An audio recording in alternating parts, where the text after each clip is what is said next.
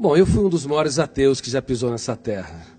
Creio que fui mais ateu do que Nietzsche, que escreveu sobre a morte de Deus, e inclusive Marx, que abordou que Deus, a busca por Deus, é o ópio que entorpece a mente humana.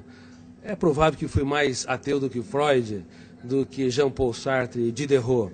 Como eu pesquiso uma das áreas que é considerada a última fronteira da ciência, o mundo onde nascem os pensamentos, para mim Deus era fruto do espetáculo das ideias, de um cérebro que não aceitava o seu fim, o seu caos, na solidão de um túmulo. E a teoria que eu desenvolvi como psiquiatra e pesquisador da psicologia, ela estuda o processo de construção de pensamentos e de formação de pensadores.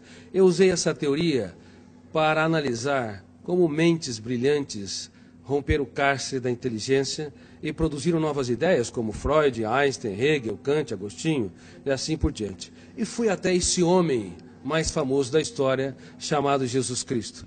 Eu analisei os seus comportamentos, as suas reações e as entrelinhas das suas atitudes nos focos de tensão, nas suas 4 biografias, ou chamado Evangelhos, em várias versões. Eu esperava encontrar uma pessoa construída por um grupo de galileus que queriam produzir um herói para romper o jugo de Tibério César, que era o imperador romano.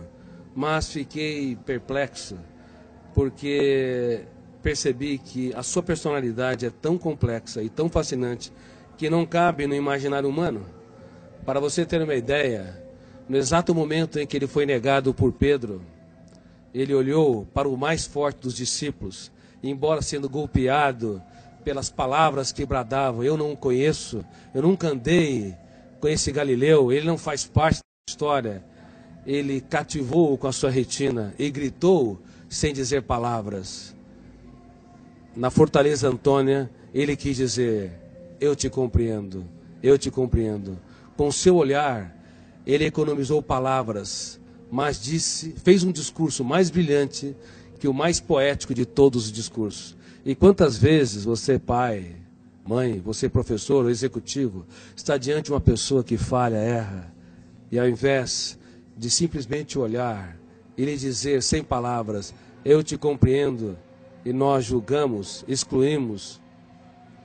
Através de analisar o comportamento de Cristo nesse sentido, eu percebi que a sua inteligência, sua capacidade criativa, a capacidade de ser gestor da sua mente e protetor da sua emoção não tem precedente histórico.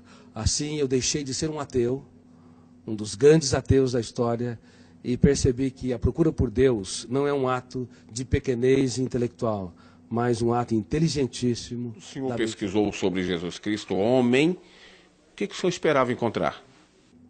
Quando eu pesquisei a humanidade de Jesus, esperava encontrar alguém que não brilhasse no caos, diante das perdas, das traições, das frustrações e decepções. Porque nós temos na psique humana, no nosso córtex cerebral, registrado zonas de conflitos, que eu chamo de janela killer. Killer no inglês quer dizer assassino. Quando nós entramos numa janela killer, o volume de ansiedade é tão grande que bloqueia milhares de outras janelas e o eu não consegue encontrar informações para dar respostas inteligentes em situações estressantes. É por isso que nos primeiros 30 segundos de tensão, de ansiedade, os pais cometem os maiores erros na relação com os filhos, bem como os professores, os amigos e as pessoas que se amam, marido e esposa. Eu esperava encontrar alguém que não brilhasse no drama, no deserto, nas tempestades.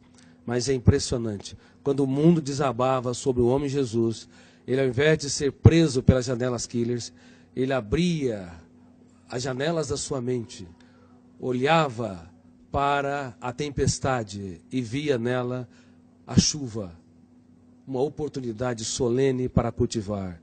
Enquanto que nós, muitas vezes, diante das perdas, decepções, diante das lágrimas, das injustiças e fracassos, recuamos. Ele não. Ele cultivava as flores e usava suas mãos nesse processo. Muitos querem a beleza das flores, mas não têm coragem de sujar as suas mãos para cultivá-la e irrigá-la. Exatamente. Ao analisar o comportamento de Jesus nas mais diversas situações em que ele se encontrou, eu fiquei cônscio que esse homem não cabe no imaginário humano. Somente alguém que é sobre-humano, filho de Deus, poderia ter as reações que teve nos mais dramáticos estímulos estressantes. Veja bem, no ato da traição, era de se esperar que ele fosse golpeado pelas zonas de conflito do medo ou da raiva, agredisse o seu traidor, ou se punisse e se achasse o mais derrotado dos seres humanos, porque foi traído pelo mais culto, o mais sereno, o mais tranquilo dos discípulos, Judas Iscariotes. Mas, ao invés de se punir ou punir o outro, ele olhou para o seu traidor e teve a coragem de dizer: amigo, para que vieste? Nunca na história um traidor tratou com tanta... Na história, um traidor foi tratado com tanta dignidade pela pessoa traída, indicando que Jesus não tinha medo, na verdade, de ser frustrado ou decepcionado. Ele tinha medo de perder um amigo.